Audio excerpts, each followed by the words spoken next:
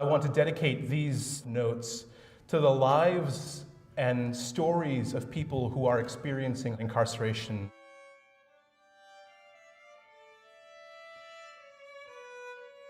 I was in prison my whole life, long before I ever went to prison. You always have to be angry. You always have to be that person, because I couldn't show people the weaknesses. It wasn't safe to kind of express what I was feeling, so I learned to stuff all that stuff inside of me. I couldn't smile to people.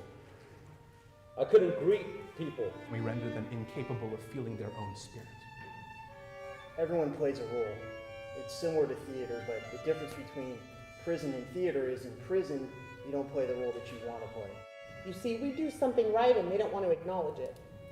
But we do something wrong and we are put down, put in shoe. We were humans trying to get through the same struggle. And then he says, oh man, wow. He heard him. And he sang, Jesus is on the main line. Jesus on the main line, call him up and tell him what you want. I had no common language with a man who had experienced the revolving door of mass incarceration, except through music.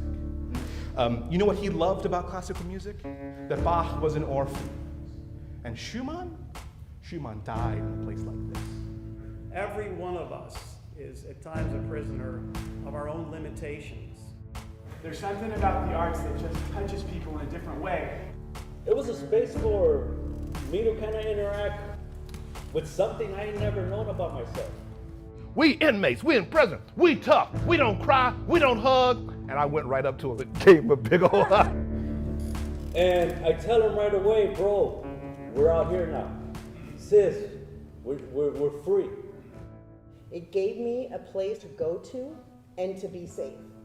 You don't hear that because you're somewhere else. You're in this place, this realm, this safe environment. And that's exactly what it did for me. Say we maintain that incarceration must always be a last resort, not a first impulse.